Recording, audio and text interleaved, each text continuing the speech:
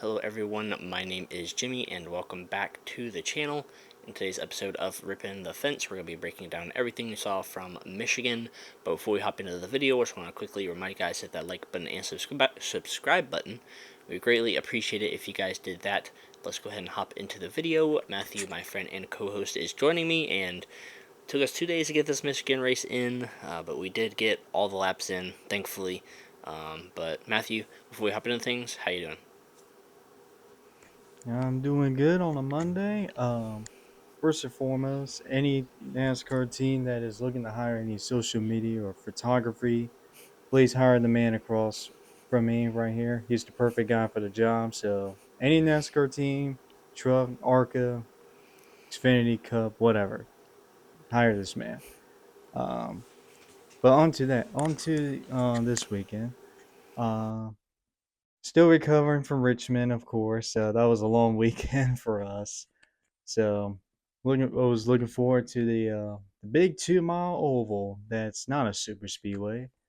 Cars going over 200 miles per hour, which I love to see.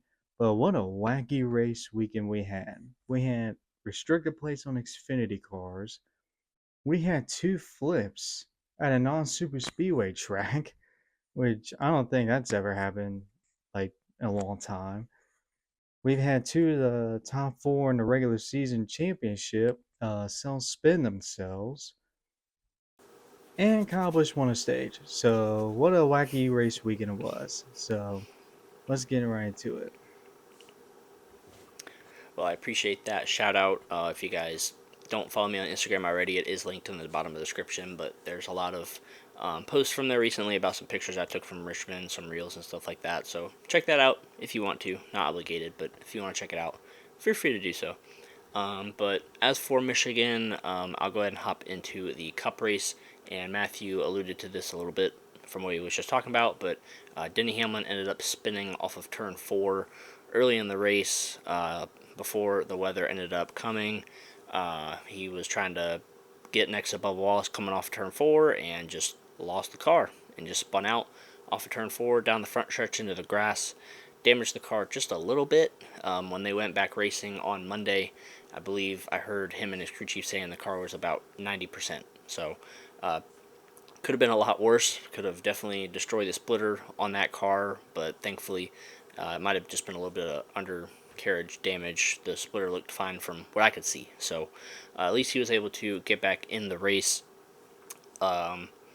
At the end of stage 1, or after that caution, Ryan Blaney stayed out and he would win stage 1. And right after the finishing of stage 1, the rain ended up coming and delayed the rest of the race to Monday. So we pick up on Monday, and Chase Elliott was the leader after Ryan Blaney pitted because he stayed out. And once the race got going again, Kyle Busch ended up taking the lead away from Chase Elliott on the restart. But Martin Truex Jr. was very fast, and he ended up making his way through the field, ended up passing Kyle Busch for the lead in stage 2. And then there were some green flag pit stops. Kyle Larson kind of undercut the other drivers, and he was able to come out front after those green flag pit stops over Martin Truex Jr., Bubba Wallace, Chase Elliott, some other drivers. And then, like right towards the end of green flag pit stops, there were 3 drivers that all had tire issues, like at the exact same time on the exact same lap. Joe Logano, AJ Allmendinger, and Todd Gilliland. They all had issues at the same time. It was so weird. I don't know if they just miscalculated the air pressures on their tires or what, but all 3 of them like blew tires and spun out. So it caused a caution to come out there. There was a little bit of mixed strategy there. Some drivers stayed out, like Chastain, Busch, Gibbs, and Keselowski, and some other drivers pitted and took 2 tires. Some drivers pitted and took 4 tires. And then on that restart, there was a big crash. This is the other driver Matthew was referring to, Kyle Larson. He spun off of turn 4 once again, same spot as Denny Hamlin, and collected a ton of drivers, including Bubba Wallace, who had a very fast car, Chris Buescher, Christopher Bell, Chase Briscoe, and Gilliland as well in that one. A very big crash. Bubba was able to continue, but obviously was off the pace with the damage he had. Kyle Larson would DNF, which would hurt his regular season points, which we'll get to a little bit later in the video. that stage ended up finishing under caution, with Kyle Busch winning the stage. Also, to what Matthew alluded to earlier, Kyle Busch got that stage win. And then Chastain and Gibbs, they also stayed out, and they finished second and third in that stage. And in stage three, we had another very strange incident happened. So Corey LaJoie and Noah Gragson were racing side by side down the backstretch. They make just the slightest bit of contact, and it shoots LaJoie's car to the left, and he's not even really all the way sideways, if that makes sense. Like, if this is like actually sideways, he was kind of more diagonal going down the backstretch, and the car just gets lifted right off the ground and just flips on its roof and slides for like the entire back straightaway. The car was on its roof for a very, very, very long time before it gently hits the inside wall while he's upside down and then comes back up towards the track into the grass.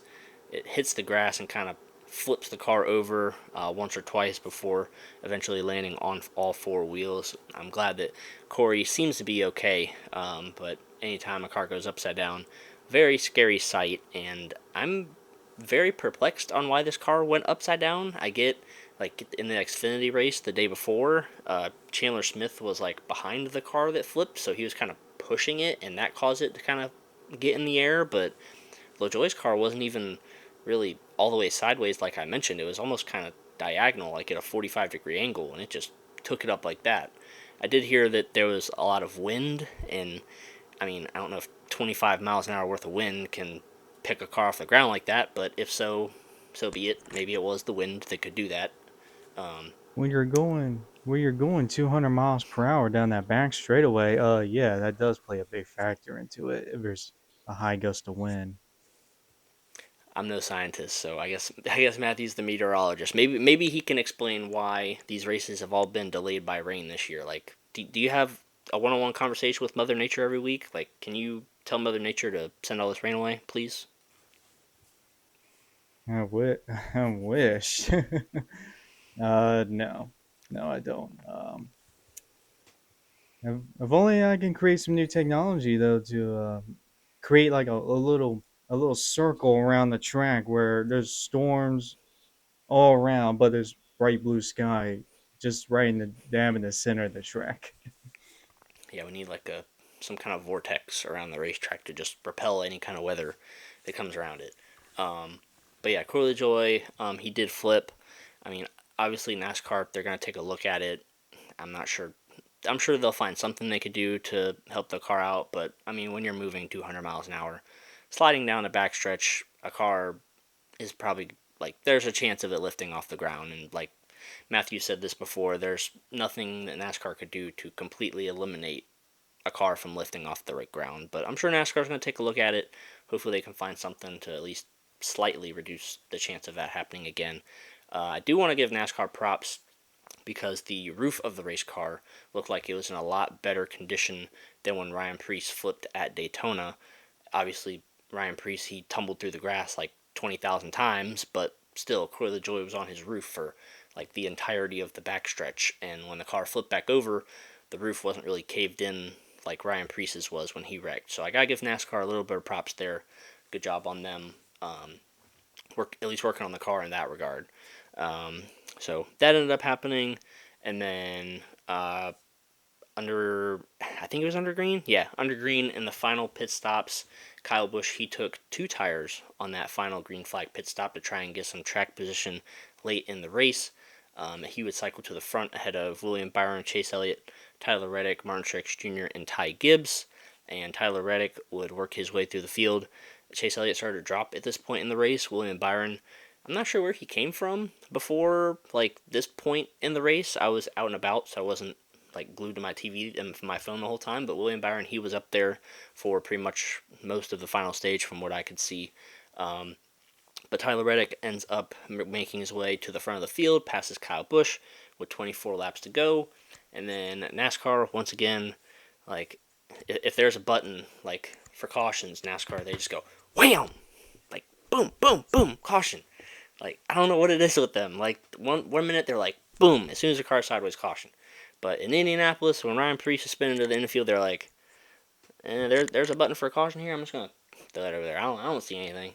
But yeah, I don't know why NASCAR didn't why NASCAR threw a caution for that specifically. And then earlier in the race, Austin Cindric he hit the wall in turns 3 and 4, and that wasn't a caution. So NASCAR once again with their inconsistencies, it almost cost the winner of the race. It almost changed the winner of the race because of that caution call.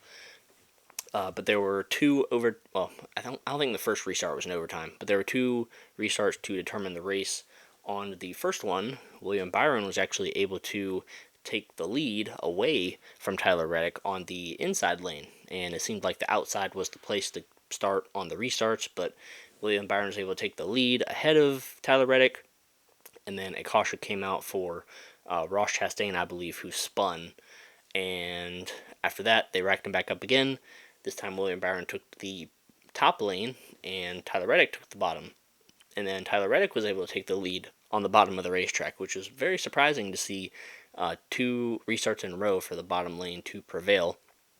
But Tyler Reddick would be able to take the lead on that restart and drive away from William Byron and Ty Gibbs and end up getting the win at Michigan, his second win of the season. So let me quickly pull up the results and we can talk more about the race from there. So let me see the results. There we go. All right, so we got Tyler Reddick, William Byron, Ty Gibbs, Kyle Busch, Brad Keselowski, Chris Buescher, uh, two Spire cars in the top 10 in Zane Smith and Carson Hocevar. Great runs for them. I don't know where Zane Smith came from, but good run for him. Good for him to get a top 10 there. Daniel Suarez, Denny Hamlin gets back up to ninth after his spin earlier in the race, and Carson Hocevar rounds out the top 10.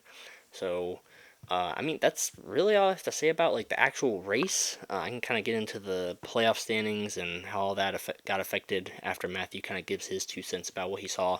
So, Matthew, go ahead and share with the people your thoughts on what you saw on Sunday and Monday.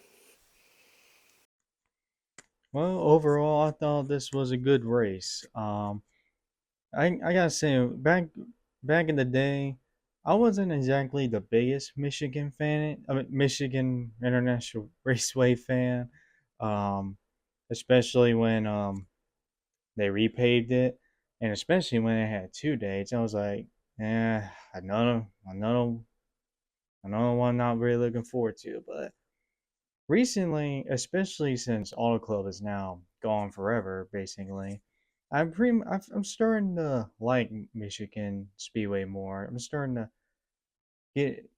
like it a lot.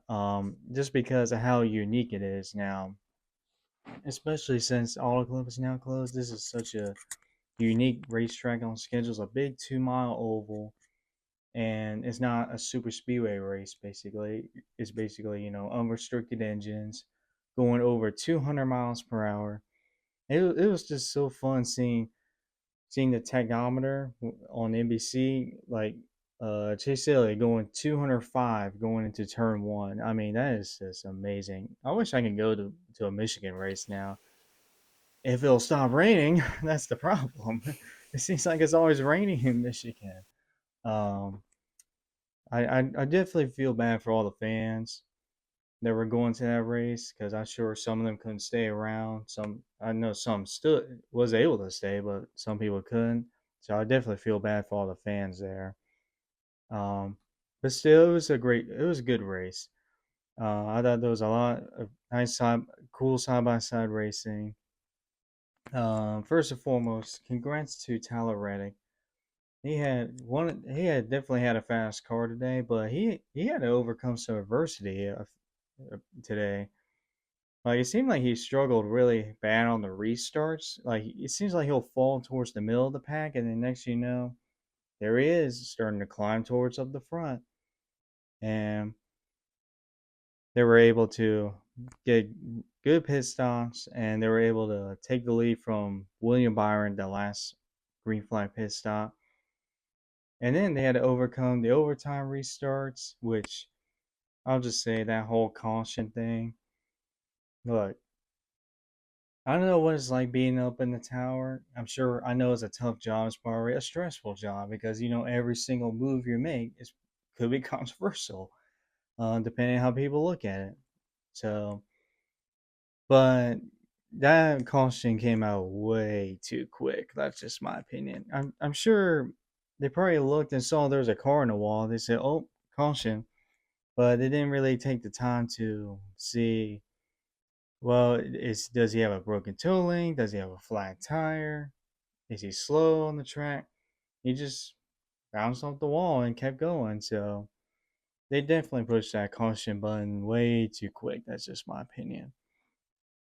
But I definitely do feel for those guys up in the tower sometimes because they have a stressful job making sure they have to get every single call right because every single move is going to be scrutinized basically by everyone on social media. So probably wasn't the right call, but I do feel for them. Um, as for the Corey LaJoy incident, that was bizarre. Like when I saw the replay, I'm like, man, is this even real? I'm actually surprised this doesn't happen often at Michigan more often. Like these cars are going over 200 miles per hour, and I feel like just spinning on the backstretch should be an easy way to just go upside down. But it doesn't happen a lot, to be honest. Except for this weekend, we had not one but two from one from each series, and I'm glad Corey LaJoy's okay, even though I do have my critiques against LaJoy sometimes. I'm glad he's okay. Um, that car held up great though. If you saw the roof on the roof of that car held up amazing. If that was the Gen 6 car, that roof would be crumbled up so much. Like I think the driver would have a hard time getting out of the car basically, because it'd just be wrinkled up so much. So props to NASCAR for once again for the safety of these cars, making the roofs of these cars much stronger. So all positives there. Of course, NASCAR is taking this car back to R&D soon. They're going to take a look at it, of course, because the car went over. So naturally, they're going to look at it, even though I believe that there's nothing they can really do. I mean, I look NASCAR. I know you probably don't want to see that, but let's don't overreact here. The last thing we want to hear is, "Oh, they're going too fast. We need to put restrictor plates on these cars." You can't use that excuse because we literally saw the Xfinity race the day before, literally on Saturday. They had restrictor plates. They weren't going as fast as the Cup cars were on the backstretch, and guess what? One of them still went upside down. So you can't use that excuse.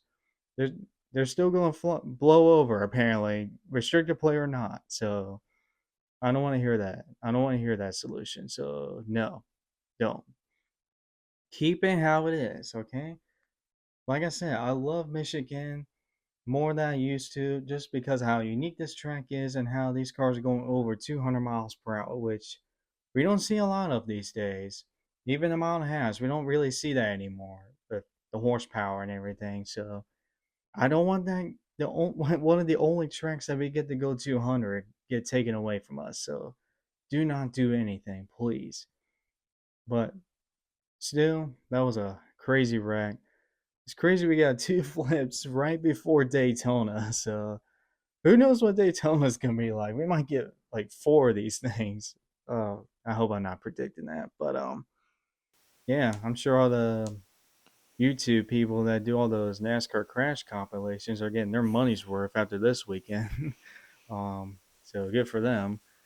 But overall, good race. Congrats to Tyler Reddick. I thought the racing was just good, and yeah, I've become more of a Michigan fan now.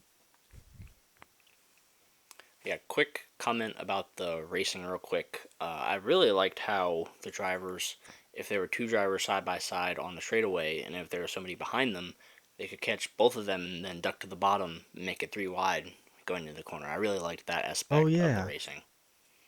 especially at stage one when Larson and Hamlin were battling. Next thing you know, Bubba Wallace just came out of nowhere, three wide. He just slingshotted them, going like 20 miles per hour faster than them. That was insane. Yeah, and I think Kyle Larson did it to somebody in the race at two at one point. I think he made it three wide going into turn three, I believe, at one point. I could be wrong. But yeah, I loved the racing. It seemed like it was somewhat easy to pass, so good things there. As for the standings, I'll go over the regular season first, and then I'll go over the playoff cut line after that. And the regular season standings have changed once again. I think Larson was leading going into this week, and he falls all the way back to fourth after his DNF. Everybody else moves up a spot. Tyler Reddick takes over the regular season points lead by 10 points over Chase Elliott, and then Denny Hamlin minus 28 and Kyle Larson minus 32. And then there are two races left, and honestly, like, if Reddick doesn't have a terrible Daytona, he might be able to lock up the regular season championship because we saw how fast he was at Darlington in the spring. Matthew and I were there. He almost won that race. So as long as he before we doesn't, put Busher in the wall. yeah, before that happened. So as long as Reddick gets through Daytona somewhat clean, I think going into Darlington, he has a pretty good shot to lock up the regular season title. But I mean, Chase Elliott, he's been pretty good on the super speedways. Denny Hamlin, he's pretty good on the super speedways too. So one of them could get up towards the front, get some stage points, and easily be right back in this. So next week's gonna be very unpredictable, just because shake up once again. We could see Reddick drop or Larson go right back up to the top. So gonna be a very tight battle there, and like this right here is what makes me miss like the old playoff format. I'm sorry to bring this up really quickly, but like there's Here four we go drivers again. there's four drivers within 30 points. Like we don't have guys like running away with the regular season title, and like it's just so good to just see a natural points battle play out. And I'm glad we have the regular season title because that's how I can kind of get my old school quote unquote NASCAR points itch in. Then once the playoffs start, I can just kind of be like, okay, it's gonna be crazy for these final 10 races, but it's just good to see like a natural points battle play out and it be this close between four drivers. But anyways, that's my small little rant about that. And it's kind of the same thing for the cut line too, because looking at the cut line, Martin Truex Jr. is plus 77. He only lost 1 point from last week. Ty Gibbs had a pretty good race. He went from plus 18 to plus 39. Chris Buescher, he also had a pretty good race. He went from plus 0 to plus 16. Ross Chastain, he gained a point somehow over Bubba Wallace. So Ross Chastain is plus 1 now, and then Bubba Wallace is minus 1. He went from plus 3 to minus 1. So playoff cut line still very close. Bubba Wallace, I think, is very lucky to get out of Michigan only 1 point back after the day he had. And in stage one, he had the opportunity to stay out for that caution, but he ended up pitting for tires to because that was the race-winning move. Everybody thought. So Bubba Wallace gave up potentially 10, 9, 8 stage points to come down and pit there. And if he got those stage points, he would be above the cut line right now. So, very unfortunate break for Bubba there. He had a very good car, maybe even the best car at Michigan, at least on Monday. But he's only 1 point back. He could hop back in it. He's very good at those super speedway racetracks. He could easily win or point his way right back in. So those are the playoff and regular season standings with 2 races to go. And then rating the race and paint scheme of the race. I know this is a lot from me, but I'll get through it very quickly. Rating the race, I'll give it a. Honestly, I'll give it a 7.5 out of 10. Like I thought it was a solid race over the course of the 2 days. Like it seemed like the track was very loose. We saw a lot of drivers make mistakes. We saw a lot of drivers make passes and charges through the field. We saw a lot of strategy.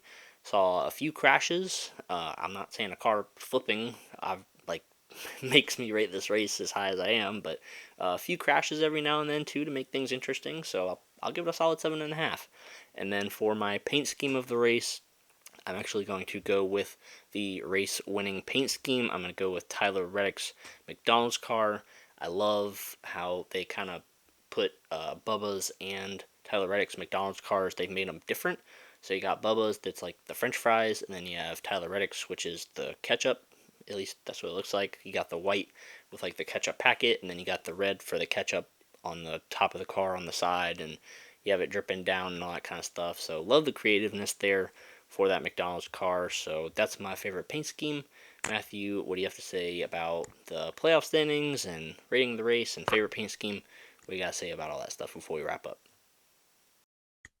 Well, I gotta say the cut line battle right now is getting very intense. And guess what? it wouldn't exist. It wasn't for this format. So I would be careful what you're saying over there. Um, this, I feel like I'm Joey Bianchi right here. You're Jeff Gluck in this situation. Um, I'm always gonna be a defender for this playoff format. I originally wasn't a fan of it, but I feel like the past couple of years has grown on me. So I'm probably the only one that thinks like that. But anyways, the race itself, I'm gonna give it an 8 out of 10. I thought this was a good race. Like I said, you can pass, a little strategy involved. Um, One of the best cars ended up winning it today. And of course, I don't like to base it off on crashes or anything, but a flip does, kind of be like, wait, what? What happened in this race? But yeah, I'll give it an 8 out of 10. And as for my paint scheme race, it's gonna be John Hunter Nemechek's Mobile One paint scheme, which, whew, I love this paint scheme. Of course, we saw Christopher Bell race the black, white, red paint scheme. We've seen the third 2311 car with the black, white, and gold. But right here, the white with the red and white, blue with the black numbers. Man, that is definitely the best Mobile One paint scheme this season, in my opinion. So yeah, that's my paint scheme to race.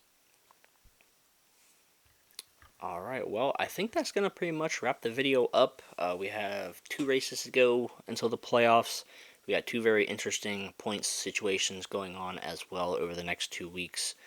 I thankfully have the weekend off, so I'll be able to watch the Xfinity and the Cup race as long as nothing pops up. I was supposed to go do something, but unfortunately those plans fell through. But it is what it is. I can get to relax at home, watch some good NASCAR Super Speedway racing at Daytona. So very excited for that.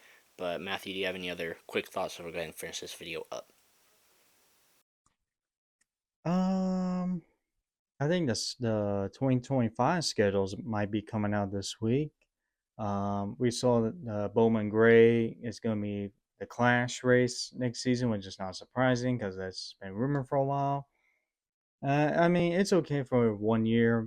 I'm not a fan of it being a long term thing, which I don't think it's going to be, according to recent rumors. But I think it's fine to do Bowman Gray for at least one time for a non points race. Why not?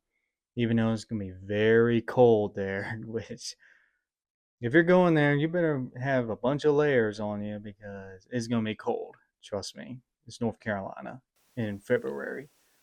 Um, and I mean, hopefully the schedule comes out this week. It might be from what I've seen, but yeah, I think that's about it. All right. Make sure you guys watch our vlog that will be posted on either side of the screen over here. Make sure you guys watch that. I uploaded that last week. A lot of good stuff. Got a ton of autographs. It was a really good time from Richmond. We are going to one more race this year, so there will probably be a vlog for that at some point. It'll be in October. I'm not going to tell you where we're going, but there will be a track we're going to in October, so you guys can watch out for that vlog in a few months. But yeah, thank you guys so much for your support, for watching this video, and we will see you guys in the next one.